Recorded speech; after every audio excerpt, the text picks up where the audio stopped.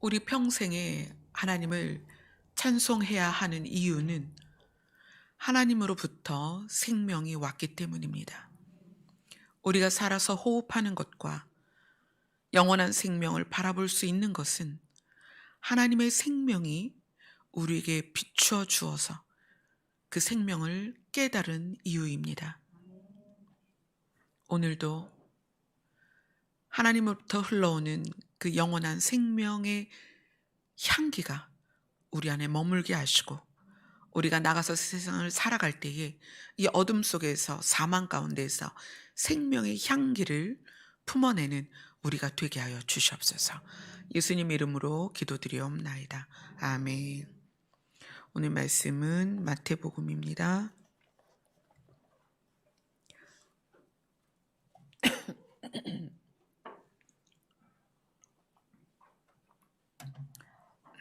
마태복음 1장부터 우리가 쭉 봤죠. 오늘은 마태복음 23장 29절부터 36절까지 보도록 하겠습니다. 같이 읽겠습니다. 시작. 화 있을진저 외식하는 서기관들과 바리새인들이여, 너희는 선지자의 무덤을 만들고 의인들의 비석을 꾸미며 이르되, 만일 우리가 조상 때에 있었더라면 우리는 그들이 선지자의 피를 흘리는데 참여하지 아니하였으리라 하니, 그러면 너희가 선지자를 죽인 자의 자손임을 스스로 증명함이로다. 너희가 너희 조상의 분량을 채우라. 뱀들아, 독사의 새끼들아, 너희가 어떻게 지옥의 판결을 피하겠느냐?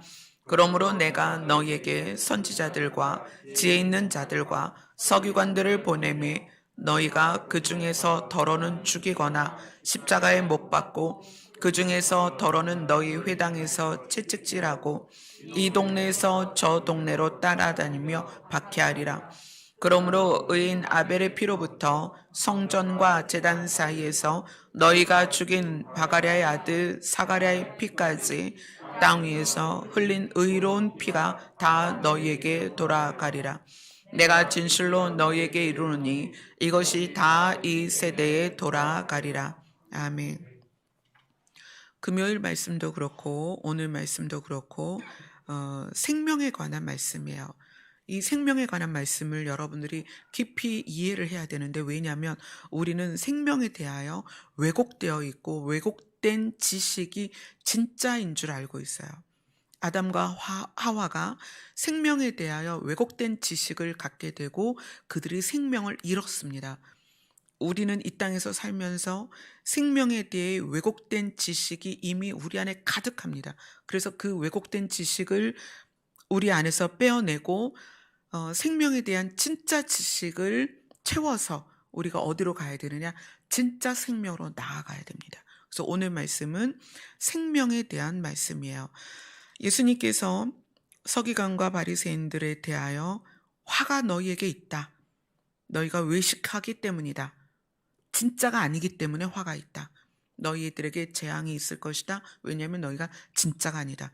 너희가 서기관이고 바리새인이어서 백성들에게 말씀을 가르치고 백성들에게 말씀으로 양육하면서 생명을 향하여 나아가도록 하는 것 같지만 너희들은 가짜이기 때문에 너희들에게 재앙이 있을 것이다. 그리고 예수님이 그들이 왜 가짜인지를 이야기를 해주십니다. 이전에 15절부터 13절부터 28절까지는 서기관과 바리새인의 삶의 부분에서의 외식을 다뤘다면, 오늘 나누는 말씀은 생명에 대하여 그들이 가지고 있는 왜곡된 지식을 하나님이 예수님을 통해서 바꾸어 주시는 거예요. 자, 예수님이 말씀하십니다. 너희는 선지자들의 무덤을 만들고 의인들의 비석을 꾸미면서, 야, 내가 이 선지자들과 의인들을 죽이는 자리에 있었으면 우리는 그들처럼 죽이지 않았을 거야 라고 이야기를 해요.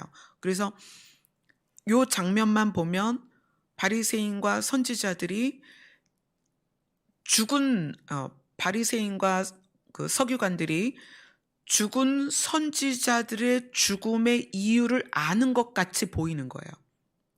자, 서기관과 바리새인들이 죽은 선지자들의 무덤에 비석을 꾸미면서 야, 우리 조상들은 어떻게 이 선지자들을 이렇게 죽였을까? 말도 안 돼. 이러면서 비석을 닦고 거기에 뭐 우리나라 같으면 전통적으로 뭐 헌화를 하겠죠. 막 이러면서 있는 모습을 예수님이 보시면서 너희는 그 선지자들의 무덤을 가꾸고 의인들의 비석을 가꾸면서 우리는 그렇지 않을 거야라고 말하지만 너희도 똑같다. 너희도 똑같다. 왜냐하면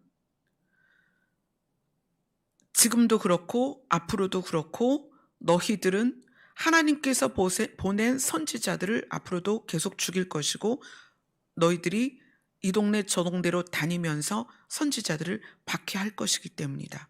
그런데 본인들은 그걸 못 느끼지만 예수님은 그들을 보면서 이미 죽은 선지자들, 이 선지자들의 죽음이라는 것은 하나님의 말씀을 선포하다 죽은 선지자들 말하는 거예요. 하나님의 바른 말씀을 선포하다가 돌 맞아 죽은 또는 칼에 찔려 죽은 선지자들을 예수님께서 이야기를 해주시는 거예요.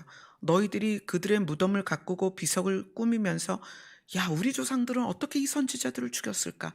이렇게 말하지만 너희도 똑같다. 그렇게 말씀하시면서 너희 조상의 분량을 채워라. 너희도 너희 조상들처럼 이런 일들을 행할 것이다. 그리고 뱀들아 독사의 새끼들아 이렇게 이야기를 하세요. 여기서 독사의 새끼들아라는 표현이 우리들의 정서로는 예수님께서 욕을 하는 것 같잖아요. 근데 이 독사의 새끼들아가 다른 성경에서는 독사의 자식들이다.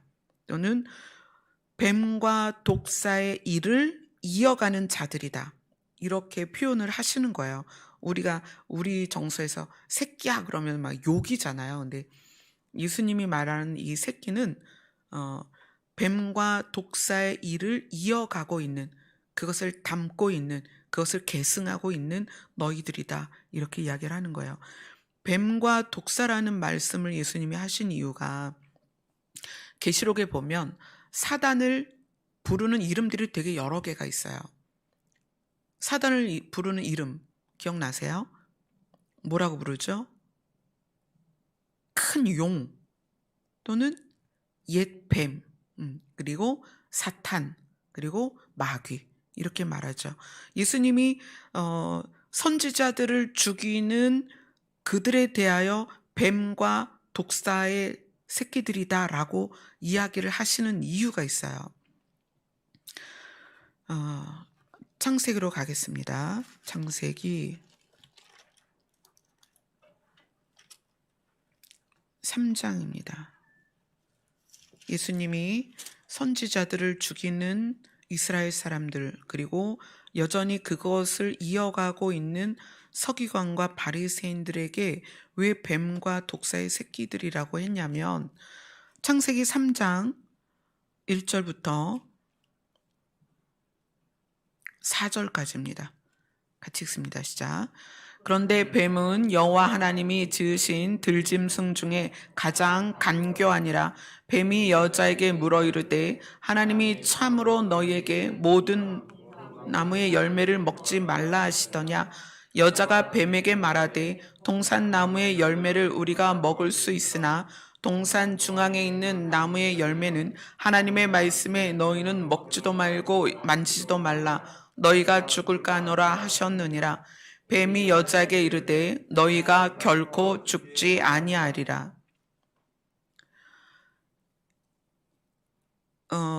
예수님이 서기관과 바리새인들, 외식하는 그들에게, 하나님의 말씀을 왜곡되게 전하는 그들에게 뱀과 독사의 새끼라고 말한 이유는 그 뱀과 독사가 누구냐면 창세기 3장에 등장하는 가장 간교한 짐승이었던 뱀에게 들어와서 사단이 뱀의 혀로 아담과 하와에게 무엇을 이야기했냐면 왜곡된 생명에 대해서 이야기를 하는 거예요. 왜곡된 생명의 지식이 뭐냐면 하나님은 나와의 언약을 어기면 너희는 죽는다라는 말씀을 주신 거예요. 생명나무의 열매 자체가 먹으면 독이 있어서 죽는 게 아니라 생명나무의 열매를 먹으면 너희가 죽을 거라는 하나님의 약속이 있었습니다. 근데 뱀은 아니다. 그걸 먹고 너희가 죽지 않는다. 심지어는 뭐라고 왜곡을 하냐면 너희가 그것을 먹는 날에는 너희 눈이 밝아져 하나님같이 된다. 선악을 알게 되는, 선악을 아는 하나님처럼 된다. 이렇게 이야기를 하는 거예요. 그러니까 이 뱀의 말에 아담과 하와가, 물론 이제 처음에 그걸 들은 하와가 그것을 받아들일 때 선악과를 앞에 두고 하나님이 말씀하신 것과 뱀이 이야기한 것을 하와는 선택해야 되는 상황이 온 거예요. 하나님의 말씀은 이걸 먹으면 죽음이 들어올 것이라는 거고, 뱀의 이야기는 이걸 먹으면 어떻게 된다? 하나님처럼 된다. 절대 안 죽는다. 지금 생명에 대해서, 하와가 지니고 있는 생명에 대해서 하나님은 이렇게 하면 죽을 거다라는 것과, 아니 절대 죽지 않고 오히려 하나님처럼 된다라는 뱀의 이야기, 이 둘을 두고 하와가 지금 선택을 해야 되는 거예요. 근데 하와가 무엇을 선택했냐면 하나님의 말씀과 하나님의 약속을 선택한 게 아니라 뱀의 이야기를 선택했다는 거예요. 그래서 뱀의 이야기를 듣고 뱀의 이야기를 받아들이고, 그리고 선악과를 보았을 때 어떻게 먹음직하고 보암직하고 지혜롭게 할 만큼 탐스러워서 이것을 먹음으로 해서 내가 하나님처럼 될 것 같은 그 지식에 사로잡힌 거예요. 하나님은 이걸 먹으면 죽는다. 이 선악과에 독이 있어서 죽는 게 아닙니다. 그건 하나님이 주신 약속이기 때문에 약속을 어기면 죽는다는 거예요. 그 우리가 지지난주 말씀을 나눌 때 그런 말씀을 드렸죠. 우리는 무엇에 이끌려가는 자다? 약속에 이끌려가는 자다. 행위에 이끌려가는 게 아니라, 내가 뭘 잘해서가 아니라 약속, 하나님과의 약속에 의하여 이끌려가는 자다. 그래서 우리가 사망 가운데 있지만 주의 이름을 부르는 자는 구원을 얻을 거라는 하나님의 약속이 있기 때문에 그 약속에 의하여 생명으로 이끌려간다. 근데 선악과 자체가 독에 있어서 먹고 죽는 게 아니라 선악과를 먹으면 죽을 것이다 라는 하나님의 약속, 그거에 대하여 죽음이 들어온 거라는 거예요. 근데 하나님이 선악과에 대하여 주신 약속과 뱀이 선악과에 대하여 준 지식이 있었는데, 하와가 선악과에 대하여 뱀이 준 지식을 선택했다는 거예요. 뱀이 준 지식은 뭐냐면 선악과를 먹으면 결코 죽지 않고 하나님처럼 된다는 거예요. 근데 하나님처럼 될 거라는 것에 대해서 하와가 왜 확신을 했냐면 선악과를 보니까 먹음직하고 보암직하고 지혜롭게 할 만큼 탐스러웠다는 얘기예요. 어떻게? 보기에 좋았다. 우리의 감정과 감각을 흥분시켰다. 생명의 왜곡은 어디에 있냐면 우리가 이 땅에서 살면서 우리의 감각을 흥분시키고 자극하고 좋게 하고 우리를 기쁘게 하는 것이 우리를 살릴 것 같이 생각을 해요. 이게 생명의 왜곡입니다.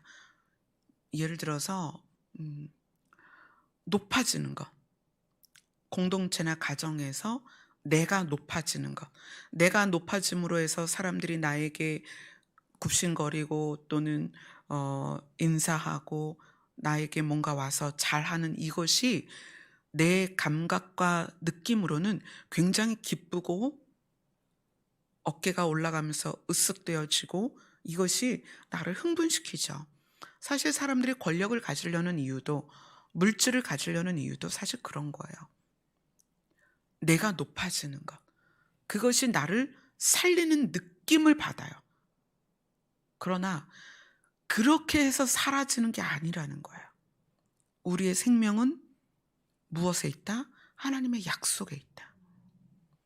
근데 사단은 아담에게, 하와에게 다가와서 하나님과의 약속에 집중하도록 하는 것이 아니라 무엇의 감각과 느낌을 강화시키는 거예요.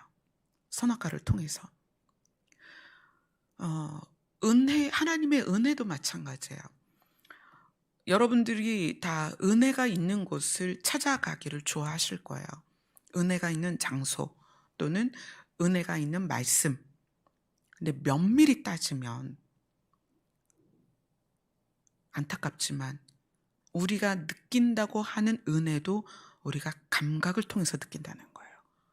흥분되거나 짜릿하거나 은혜 받았다라고 느끼는 감각들을 가만히 생각해 보세요. 육으로 느끼는 것들이 사실 많거든요. 그래서 교회나 어떤 공동체가 성도에게 은혜를 끼치는 방법 중에 음악을 동원한다든지 또 감정을 움직일 만한 것들을 많이 동원을 해요. 하나님의 은혜를 받는다라는 것조차도 여러분들이 감각을 초월해서 받아야 돼요. 느껴지거나 보여지거나 들려지거나 감각적인 우리 감각을 통과하지 않고도 하나님의 은혜가 우리 안에 있어야 됩니다. 왜냐하면 본질적으로 예수님이 우리 안에 계시기 때문이에요. 본질적으로 하나님이 우리 안에 성령으로 계십니다. 그래서 하나님이 우리 안에 계셔서 하나님이 굳이 우리를 막 뭔가 몸이 떨리게 하고 환상이 보여지고 뭔가 감각으로 느껴지고 그렇게 안 하셔도 우리는 약속을 따라 성령이 내 안에 계셔서 나를 선하게 이끄실 것에 대한 약속을 믿으셔야 돼요. 내 안에 계신 예수께서 참 생명이 되시고 진리가 되시기 때문에 내 안에 계신 예수님이 나를 살리실 것에 대한 믿음이 있으셔야 됩니다. 우리가 자꾸 하와처럼 뭔가 보고 들려지고 느껴지는 것이 나의 은혜를 강력하게 해서 우리의 구원을 보장할 것 같은 그런 생각 때문에 자꾸 어떤 자리, 어떤 모임, 어떤 그 행사 아니면 어떤 영상 이런 거를 자꾸 찾아요. 보고 또 보고 찾고 어디를 가야 되고 가끔은 또 이런 분들도 있어요. 내가 어디 기도원에 가야만 기도가 돼. 이런 경우도 있죠. 여러분 이런 거 하나하나를 벗어나셔야 돼요. 생명의 근원은 이미 우리 안에 와 계세요. 그분이 우리 안에서 나를 주장하시게 해야 돼요. 겉에서 찾지 마세요. 뭔가 느껴지고 짜릿하고 감동되고 막 내가 모르던 말씀을 전하는 것을 들으면서 자극되어지고 자꾸 그것을 찾으면 그것 안에 머무르게 된단 말이에요. 그래서 새로운 자극, 새로운 느낌, 어떤 새로운 흥분 이런 것을 자꾸 쫓아다니게 돼요. 그러면 무엇을 잃어버리느냐? 본질적으로 내 안에 계신 예수님을 잃어버린단 말이에요. 오늘 아담과 하와는 왜곡된 생명에 대한 지식을 받아들인 거예요. 뱀으로부터. 그리고 자기 눈에 보여진 그 선악과가 그 역할을 할 것 같은 느낌을 받은 거예요. 그래서 선악과를 먹어버린 거죠. 자, 하나님과의 약속을 끊고 눈에 보여진 것으로 생명이 자기에게 올 거라고 믿었다는 것이에요. 이게 왜곡된 생명의 지식입니다. 그것처럼 오늘 본문에서 바리새인과 서기관들은 선지자들의 무덤을 다듬고 비석을 꾸미면서 자기들은 자기의 조상들처럼 선지자를 죽이지 않을 거라고 확신을 하고 있어요. 이것에 대해서 예수님이 너희도 너희 조상들과 똑같다. 이제 너희들도 앞으로 그렇게 할 것이다. 자, 34절 마태복음 23장 34절을 같이 읽겠습니다. 시작. 그러므로 내가 너희에게 선지자들과 지혜 있는 자들과 서기관들을 보내매 너희가 그 중에서 더러는 죽이거나 십자가에 못 박고 그 중에서 더러는 너희 회당에서 채찍질하고 이 동네에서 저 동네로 따라다니며 박해하리라.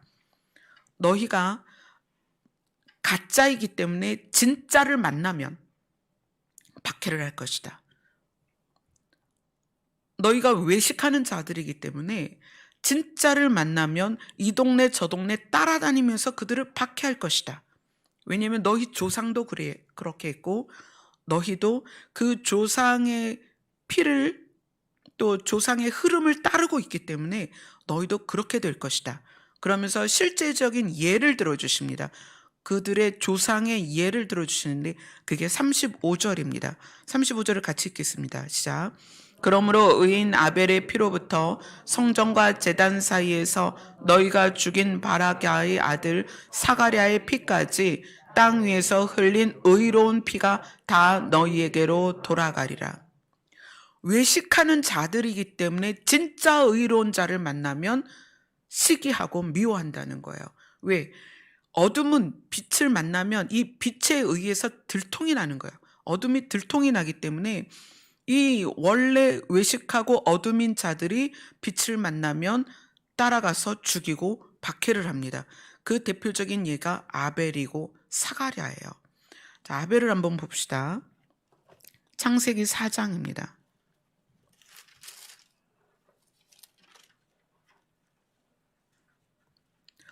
창세기 4장 1절부터 12절입니다. 같이 읽겠습니다. 시작. 아담이 그의 아내 하와와 동침함에 하와가 임신하여 가인을 낳고 이르되 내가 여호와로 말미암아 득남하였다 하니라. 그가 또 가인의 아우 아벨을 낳았는데 아벨은 양치는 자였고 가인은 농사하는 자였더라. 세월이 지난 후에 가인은 땅의 수산으로 제물을 삼아 여호와께 드렸고 아벨은 자기도 양의 첫 새끼와 그 기름으로 드렸더니 여호와께서 아벨과 그의 제물은 받으셨으나 가인과 그의 제물은 받지 아니하신지라. 가인이 몹시 분하여 안색이 변하니 여호와께서 가인에게 이르시되 내가 분하여 함은 어찌 됨이며 안색이 변함은 어찌 됨이냐. 내가 선을 행하면 어찌 낯을 들지 못하겠느냐. 선을 행하지 아니하면 죄가 문에 엎드려 있느니라. 죄가 너를 원하나 너는 죄를 다스릴지니라. 가인이 그의 아우 아벨에게 말하고 그들의 들에 있을 때에 가인이 그의 아우 아벨을 쳐 죽이니라. 여호와께서 가인에게 이르시되 내 아우 아벨이 어디 있느냐. 그가 이르시되 내가 알지 못하나이다. 내가 내 아우를 지키는 자니이까. 이르되 내가 무엇을 하였느냐. 내 아우의 핏소리가 땅에서부터 내게 호소하느니라.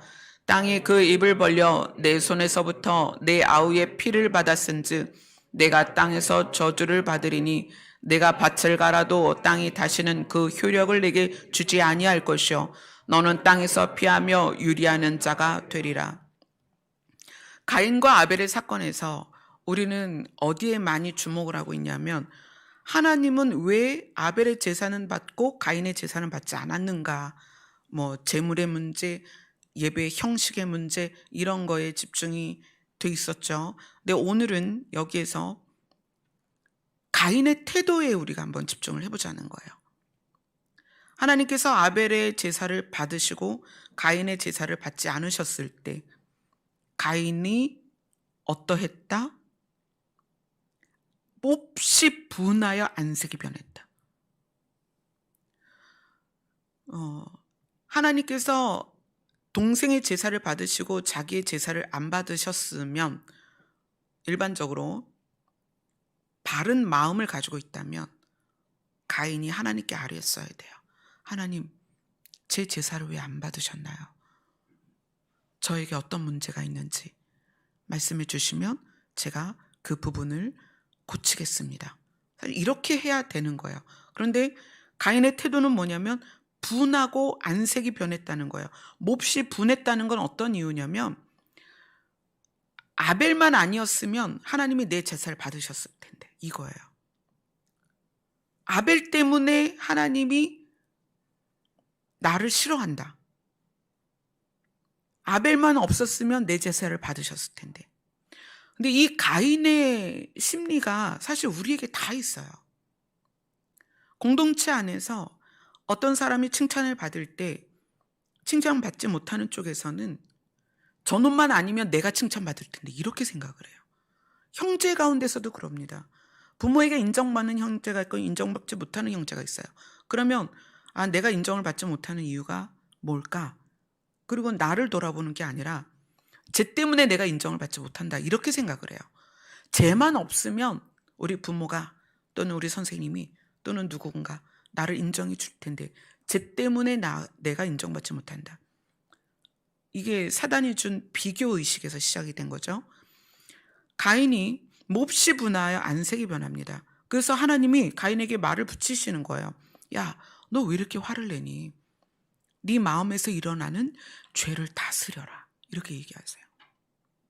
가인이 아벨을 죽이기 전입니다. 몹시 분하고 안색이 변한 상태에서 하나님이 가인에게 나타나셨어요. 말씀을 하시는 거예요. 야, 너 왜 얼굴이 그래? 이유를 네가 좀 생각해봐. 내가 네 제사를 안 받은 건 네 마음 때문이야. 죄를 다스려야 돼. 그런데 그러한 음성을 듣고 하나님과 대면한 가인이 자기의 마음을 돌이키거나 행동을 돌이킨 게 아니라 어떻게 했냐면 그 아우 아벨에게 말하고 이렇게 8절에 나오는데 다른 성경에는 이 말하고가 어떻게 표현되어 있냐면 우리 같이 들에 나가자 이렇게 말을 해요. 가인이 아벨에게 우리 같이 들에 나가자. 지금 가인의 마음에는 뭐가 가득하냐면 아벨만 없으면 하나님이 나를 인정해 주실 텐데 아벨만 없으면 하나님이 내 제사를 받으실 텐데 아벨 때문에 내가 미움을 받아. 이 생각이 지금 계속 유지되고 있는 거예요. 그래서 가인이 아벨을 데리고 나가서 돌로 쳐서 죽입니다. 그리고 아벨의 피가 땅에 흐릅니다. 땅이 아벨의 피를 삼켜요. 그래서 하나님이 다시 가인에게 이야기합니다. 아벨의 핏소리가 땅에서부터 나에게 호소를 하고 있다. 피에 생명이 있다라는 말씀을 예전에 설명을 해드렸을 거예요. 아벨의 피가, 아벨의 생명이 땅으로 흘러 들어간 거예요. 그래서 하나님께서 또 말씀을 하세요. 땅이 그 입을 벌려 너의 손으로부터 네 아우의 피를 받았은즉 이제 땅에서 너는 저주를 받을 것이다. 그리고 어떤 이야기를 하냐면 땅에서 피하며 유리하는 자가 되리라. 자, 이것이 오늘 본문으로 돌아갑니다. 마태복음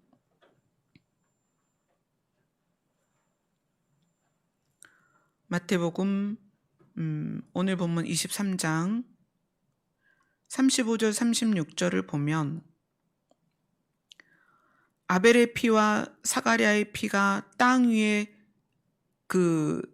아벨의 피와 사가랴의 피까지 땅 위에 흘린 의로운 피가 너희에게 돌아간다. 이 너희에게 돌아간다는 건 죄값을 너희가 치를 것이다. 그래서 내가 진실로 너희에게 이르노니 이것이 다 이 세대에 돌아가리라. 가인이 아벨의 피, 아벨의 생명을 땅으로 흘려보내서 그 땅에서 가인이 어떤 사람이 돼요? 피하고 유리하는 자가 되죠. 자, 사가랴의 피까지 한번 알아볼게요. 사가랴의 피는 역대하에 있습니다. 역대하 24장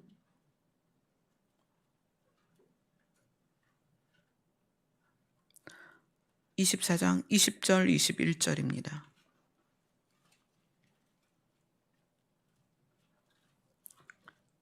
역대하 24장 20절 21절입니다. 같이 읽겠습니다. 시작. 이에 하나님의 영이 제사장 여호야다의 아들 스가랴를 감동시키매 그가 백성 앞에 높이 서서 그들에게 이르되 하나님이 이같이 말씀하시기를 너희가 어찌하여 하나님의 명령을 거역하여 스스로 형통하지 못하게 하느냐 하셨나니 너희가 여호와를 버렸으므로 여호와께서도 너희를 버리셨느니라 하나 무리가 함께 꾀하고 왕의 명령을 따라 그를 여호와의 전 뜰 안에서 돌로 쳐 죽였더라. 마태복음에서는 사가랴라고 나오고 여기선 스가랴라고 나오는데 동일인이에요. 여호야다의 아들 이렇게 나오는데 여호야다는 어떤 사람이냐면 제사장이었습니다. 이 제사장이 7살의 왕이 된 요아스를 도와서 이스라엘을 하나님 앞에 하나님을 섬기는 나라로 세웁니다. 그래서 이 요아스가 7살의 왕이 올라서 왕이 된 상태에서 이 여호야다가 요아스를 도와서 이 하나님 보시기에 나라가 잘 하나님을 섬기는 나라로 세워지도록 그렇게 이끌어가요. 그런데 여호야다가 죽은 다음에 그러니까 여호야다가 죽었을 때 이제 요아스라는 왕이 나이가 이제 좀 나이가 들었을 때죠.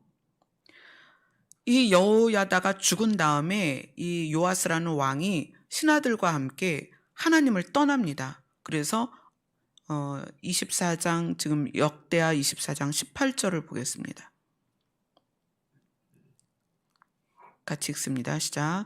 그의 조상들의 하나님 여호와의 전을 버리고 아세라 목상과 우상을 섬겼으므로 그 죄로 말미암아 진노가 유다와 예루살렘에 임하니라. 그리고 그 여호야다 제사장이 죽은 다음에 그 아들 스가랴에게 하나님의 영이 들어오셔서 이제 하나님의 말씀을 선포하시는 거예요. 여호와의 명령을 거역하고 스스로 형통하지 못하게 하느냐? 여호와께로 돌아오라는 거죠. 근데 그 말을 듣고 요아스 왕이 무리와 함께 스가랴를 여호와의 전 뜰 안에서 돌로 쳐서 죽입니다. 아벨이 죽은 이유도 하나님과 아벨과의 관계를 누가? 가인이 시기하고 질투한 거죠. 그리고 아벨을 원망한 거죠. 여기에서의 스가랴가 죽은 이유는 하나님의 명령을 그들에게 전했을 때 그들이 하나님의 명령을 듣기 싫어했다는 거예요. 그래서 여호와의 전 안에서 돌로 쳐 죽였는데 그 다음 역대하 24장 22절을 보세요. 22절을 같이 읽겠습니다. 시작. 요아스 왕이 이와 같이 스가랴의 아버지 여호야다가 베푼 은혜를 기억하지 아니하고 그의 아들을 죽이니 그가 죽을 때에 이르되 여호와는 감찰하시고 신원하여 주옵소서 하니라. 이 스가랴가 또 마태복음에서는 이제 사가랴로 나오는데 이 사가랴가 죽을 때 하나님께 뭐라고 기도를 했냐면 여호와는 감찰하시고 저들의 죄를 보시고 신원하여 주옵소서. 이 신원이라는 것은 공정하게 재판을 하셔서 억울함을 풀어주시옵소서. 그리고 이 신원하다라는 것은 주의 깊게 살핀다는 뜻도 있는데 이거는 하나님 입장에서 억울한 자의 누명을 벗겨주고 억울하게 한 자를 찾아서 그 값을 치르게 한다는 얘기예요. 이 신원이라는 단어가 굉장히 무서운 단어입니다. 이 신원이라는 단어가 계시록에도 나오는데 억울하게 죽은 자들이 그 영혼이 그의 생명들이 하나님 앞에 신원하여 주시기를 기도하고 있다는 거예요. 하나님은 어떤 분이냐면 억울한 자의 소리를 듣고 섬세하게 그 억울함을 풀어서 갚으시는 분이에요. 억울함을 당한 자와 억울하게 한 자에게. 그래서 억울하게 한 자에게는 배상을 받아내시는 분이시라는 거예요. 이게 굉장히 무서운 거죠. 그래서 가인은 아벨의 생명을 땅에 흘려보내게 해서 하나님이 가인에게 너는 땅에서 유리하게 될 거다. 피하고 유리하게 될 거다. 그리고 오늘 스가랴는 하나님에게 신원하여 주옵소서. 나의 생명값을 저들에게 치르게 하옵소서. 하나님께서 공정하게 재판하셔서 나의 억울함을 풀어주소서. 이렇게 얘기를 했단 말이에요. 그런데 마태복음으로 오늘 본문으로 돌아왔을 때 예수님께서 이 외식하는 서기관과 바리새인들에게 뭐라고 이야기를 하시냐면 의인 아벨의 피로부터 사가랴의 피까지 땅 위로 흘린 의로운 피가 다 너희에게로 돌아가리라. 무엇이다? 죄값을 치르게 할 것이다. 왜냐하면 지금 예수님 눈 앞에 있는 서기관과 바리새인들이 또 의로운 피를 흘릴 것을 예수님이 아셨단 말이에요. 하나님은 누구시냐면 신원하는 자의 소리를 들으시는 분이십니다. 생명의 값을 치르시는 분이세요. 다윗이 밧세바를 범하기 위해서, 밧세바를 얻기 위해서 우리아를 죽이죠. 그래서 하나님께서 그 생명의 값을 다윗과 밧세바의 첫째 아이에게서 그 값을 치르게 하십니다. 하나님은 생명을 존중하시는 분이세요. 그래서 그들에게 이렇게 얘기합니다.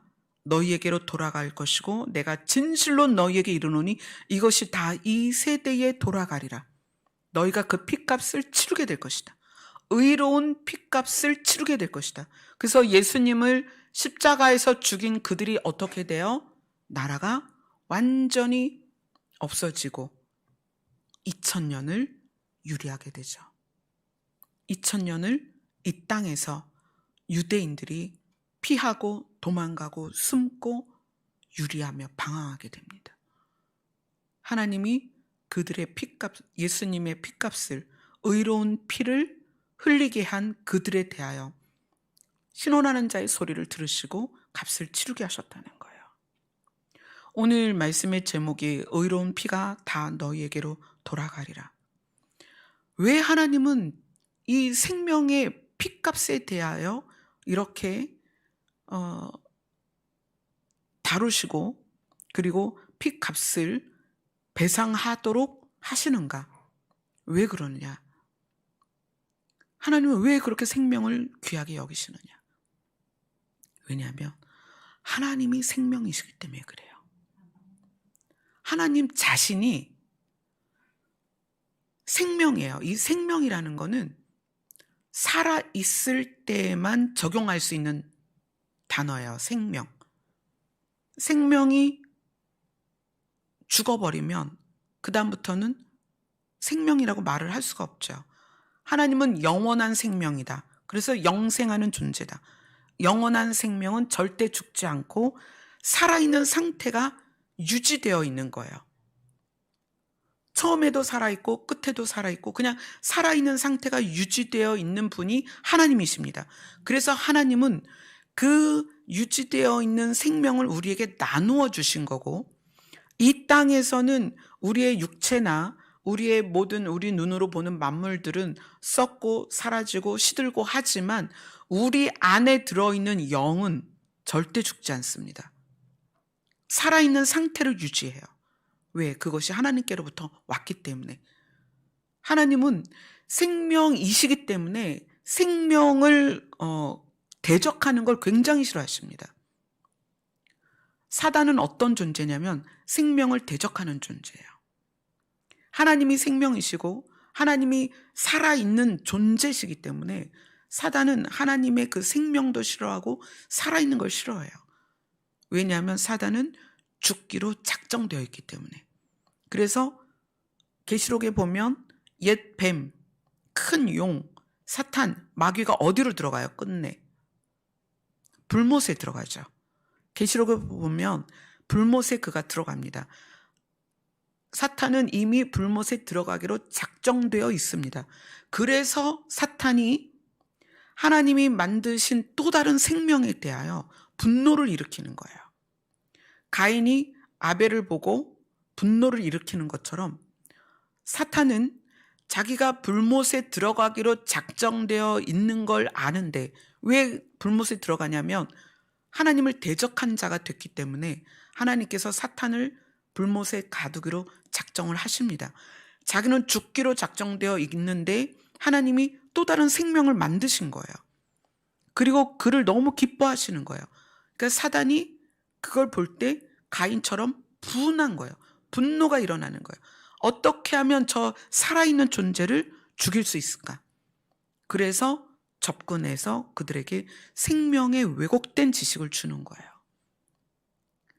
하나님으로부터 온 생명을 육적인 감각적인 것으로 그 생명이 유지될 수 있다고 느끼도록 만드는 거죠. 그러니까 이 땅에서 아름다움과 부요함과 권력과 내가 높아지는 것이 나를 살릴 것처럼 사람들이 생각하지만 절대로 그런 것은 우리를 살릴 수 없습니다. 우리를 살리는 것은 하나님의 생명이에요. 하나님의 약속입니다. 그래서 이 땅이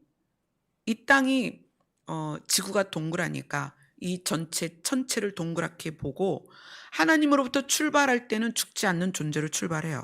그래서 이 땅에서 육체로 살다가 다시 하나님께로 돌아가는데, 시작은 하나님께로 오는 생명은 하나님께로부터 출발될 때는 정체성이 없었다.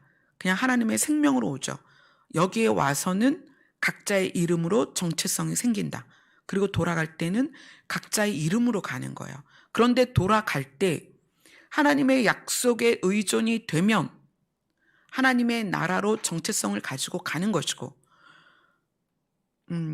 옛 뱀이 하와를 속였던 왜곡된 생명의 지식을 갖고 보이는 것과 느끼는 것과 감각적인 것이 나를 살린다고 생각하고 거기에 집중하여 살면 이 땅에서 돌아갈 때 어디로 돌아간다? 사단이 가는 곳으로 간다. 사단이 가기로 결정된 곳은 불못입니다. 그것으로 사람이 간다는 거예요. 원래는 사단을 가두기로 작정된 곳으로 사람이 이끌려 가는 거예요. 자, 오늘 말씀을 조금 더 깊이 예수님이 어디까지 다루셨냐면 생명에 대하여 다루실 때, 자, 봅시다. 마태복음 5장으로 갑니다.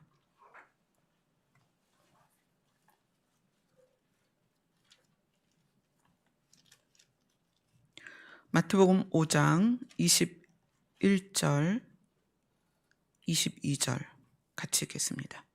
마태복음 5장 21절, 22절 시작.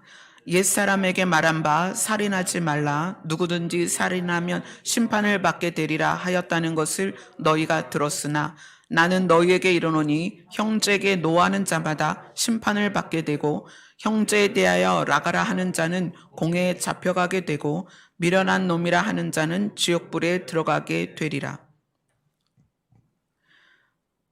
사단은 사람의 생명을 미워했습니다. 그래서 그의 생명을 빼앗기 위해서 왜곡된 생명의 지식을 넣어주고 그들이 하나님의 약속과 반대되도록 했어요. 그래서 사람에게 사망이 들어왔습니다. 사단은 생명을 대적하는 자입니다. 생명을 싫어해요. 첫 번째 살인자는 사실은 가인이 아니라 사단이죠. 사단이 사람을 죽였습니다. 사람이 죽도록 만들었어요. 이 살인이라는 것은 사단의 마음에서 시작된 행동입니다. 사단의 마음은 생명을 대적하는 거예요. 그래서 하나님이 싫어한다는 거예요. 살인을 하는 자는 심판을 받게 된다. 그런데 예수님이 바리새인과 서기관들에 대하여 외식하는 자와 또 의로운 바리새인 서기관을 나누신 것처럼 이 살인을 예수님은 그 동기까지 들어가는 거예요. 나는 너희에게 이르노니 형제에게 노하고 형제에 대하여 욕을 하고 형제에 대하여 미련한 놈이라고 정말 그 사람의 인격을 땅에 떨어뜨리는 거죠. 그렇게 하는 자는 지옥불에 들어가게 될 것이다. 이 미워하는 것 자체가 이미 살인이다라는 거예요. 그래서 미워하면서 나타나는 어떤 행동들 있죠. 욕을 하고 비하하고 비난하고 저주하고, 또 다른 성경에 보면 이런 표현도 있어요. 가늘게 뜨는 눈, 또 흘기는 눈, 이런 표현들이 있어요. 가늘게 뜨고 흘겨서 상대를 바라볼 때 그 상대가 얼마나 상처를 받겠어요. 그 흘기는 눈에 의해서, 비하하는 눈에 의해서 상처받고 그가 낙심되는 것이 바로 그를 죽이는 것이다, 이렇게 표현하신 거예요. 예수님의 표현을 여러분 기억하셔야 됩니다. 살인하지 마라. 누구든지 살인하면 심판을 받게 된다. 그런데 그것의 동기가 되는 마음을 품는 것도 살인이다. 노하고 욕하고 미련한 놈이라고 상대를 비하하고 저주하는 자는 지옥불에 들어가게 될 것이다. 자, 이것이 마태복음 15장에서 또 한 번 다루게 됩니다. 마태복음 15장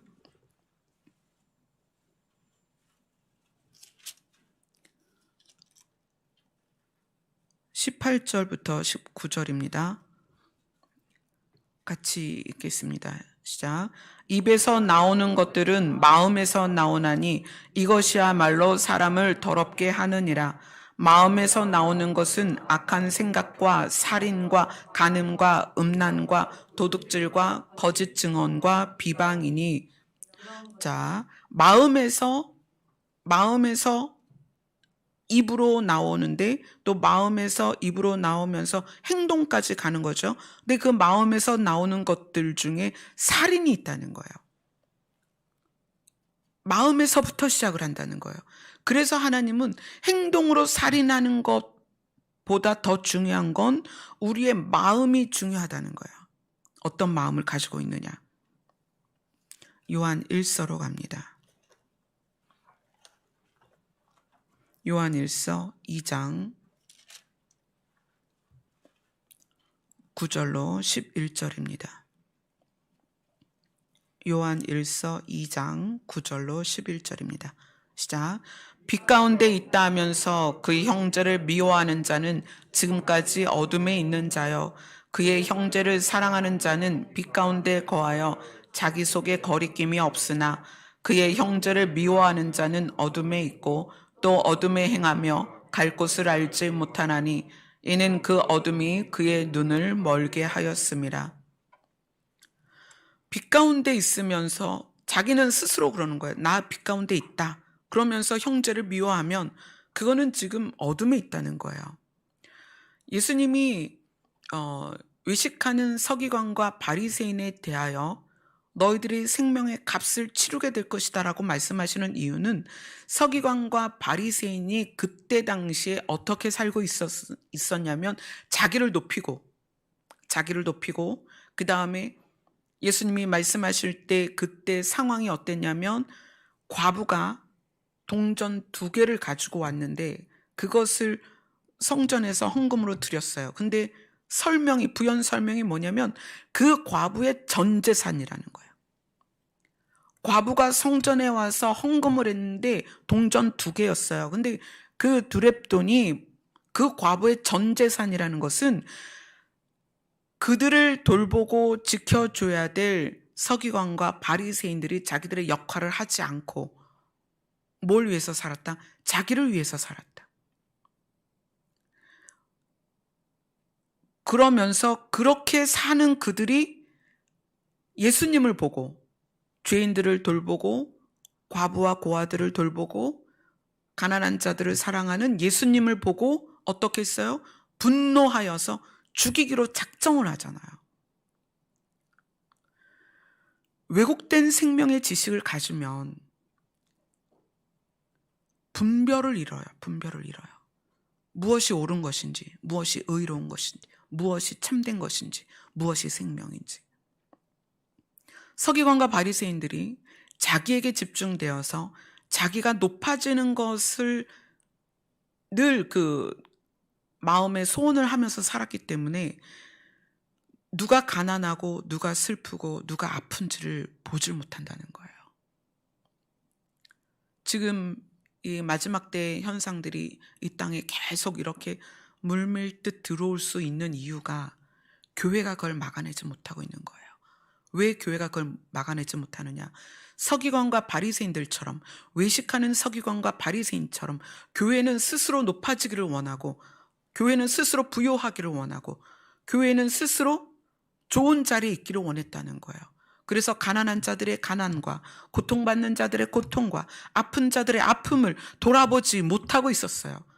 그러고 나니까 세상에 악한 것들이 들어오는데 교회가 그걸 막아서질 못하고 있다는 거예요.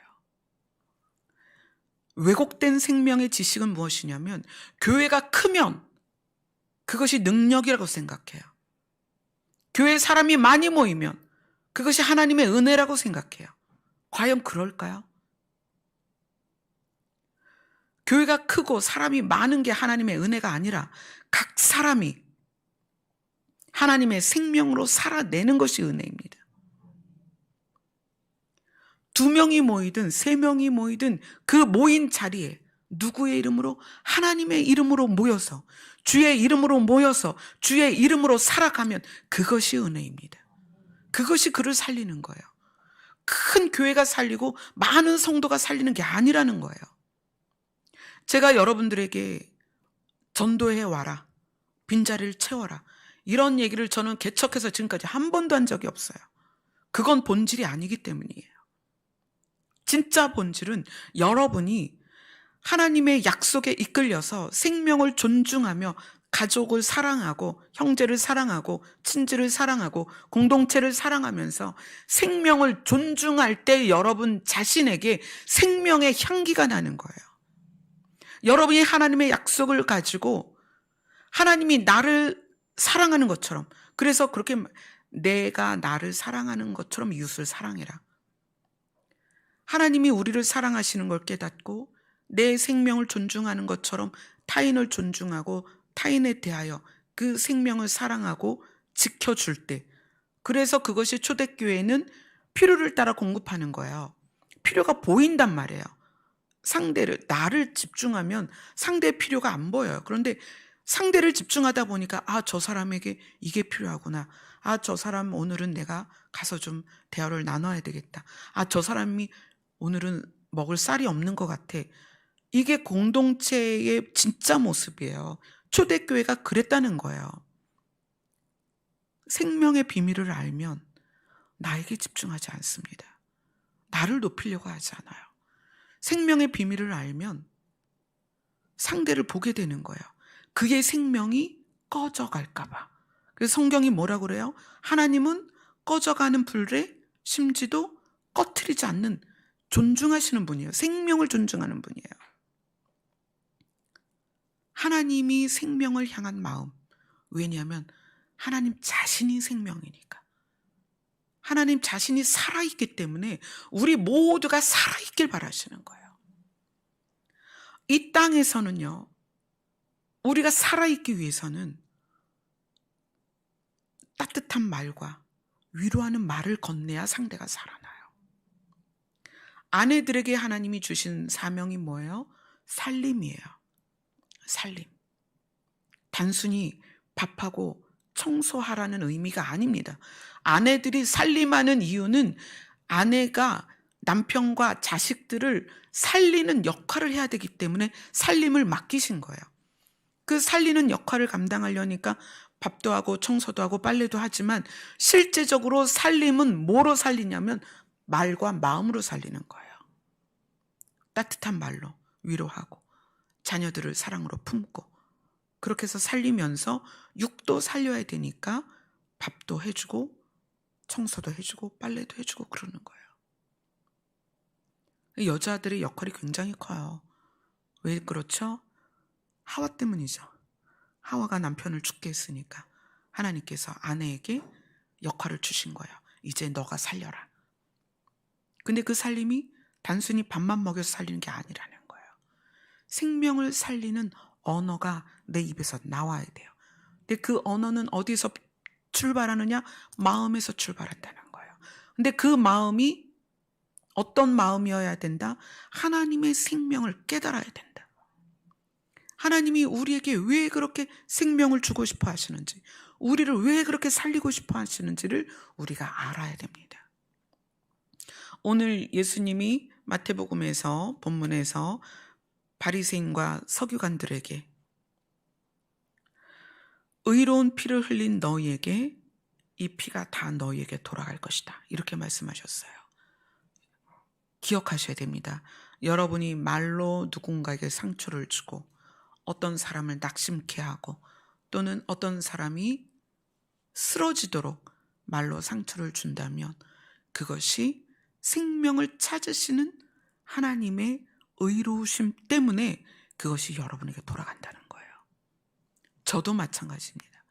제가 만약에 말로 누군가를 상처를 주고 말로 어떤 사람을 시험에 들게 하고 말로 누군가를 땅에 엎드려지게 한다면 하나님은 그 생명의 값을 저에게 치르게 하실 것입니다.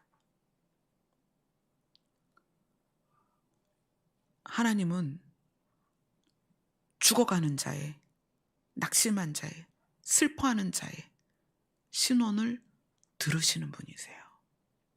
그리고 정의롭게 재판하시고 그 값을 치르게 하시는 분이십니다. 이 서기관과 바리새인들은 예수님의 말씀을 듣고도 결국 예수님을 십자가에 못 박죠. 그리고 그 피가 그들에게 돌아가서 가인처럼 어떻게 땅에서 유리하며 그 이스라엘의 모든 세대가 방황하는 세대가 됩니다. 우리는 하나님께서 왜 사람들이 서로 사랑해야 되는지를 왜 말씀하시는지 그걸 아셔야 돼요. 서로 사랑하라는 건 서로를 살리라는 얘기예요. 왜 서로를 살리라고 하느냐? 하나님이 생명을 존중하시기 때문에 그래요. 왜 생명을 대적하는 것을 싫어하시냐? 하나님 자신이 생명이시기 때문입니다. 그리고 각 사람에게 하나님 자신이 들어가셨어요. 하나님 자신을 나누어 주셨잖아요. 하나님 자신이 각 사람에게 있어요. 그래서 우리가 각 사람을, 상대를, 지체를 어떻게 대하느냐가 바로 하나님을 대하는 거라는 걸 우리가 깨달아야 합니다. 하나님은 반드시 생명에 대하여 배상을 끝까지 찾아내시는 분이십니다. 이제까지 여러분이 말로 마음으로 누군가를 비난하고 미워하고 저주하고 비하하고 비판하고 그랬다면 회개하셔야 돼요. 그리고 진짜 회개는 이제 그렇게 하지 않아야 됩니다. 절대로 사람에 대하여 미워하지 마세요. 미워하는 것은 생명을 대적하는 것입니다. 생명을 대적하는 건 하나님을 대적하는 거예요. 이것이 여러분이 정말 이제 주님 앞에 갈 때까지 절대로 마음에서 지워지지 않도록, 그래서 사람을 대할 때 누구를 대하듯 해라? 죽게 하듯 해라. 그 사람의 생명은 어디에서 왔다? 하나님께로부터 왔다. 이것을 늘 명심하시고 그렇게 살아내는 여러분 되시기를 소원합니다. 기도하겠습니다. 오늘 말씀에 의로운 피가 다 너희에게로 돌아갈 것이다 라고 말씀하셨습니다. 우리가 특별히 믿음 안에서, 공동체 안에서, 가정 안에서 의로운 피를 흘리게 하는 그런 자가 되지 않게 하여 주옵소서. 마음에서 출발한 그 독한 말과 뽑은 칼처럼 예리한 말과 그리고 무서운 눈빛으로 누군가의 마음을 아프게 했다면 오늘 이 시간에 아버지께 회개합니다. 이제 사람을 대할 때 죽게 하듯 할 수 있게 하여 주옵소서. 생명을 대적하는 자가 아니라 생명을 존중하는 자가 되게 하여 주시옵소서. 예수님 이름으로 기도드리옵나이다. 아멘.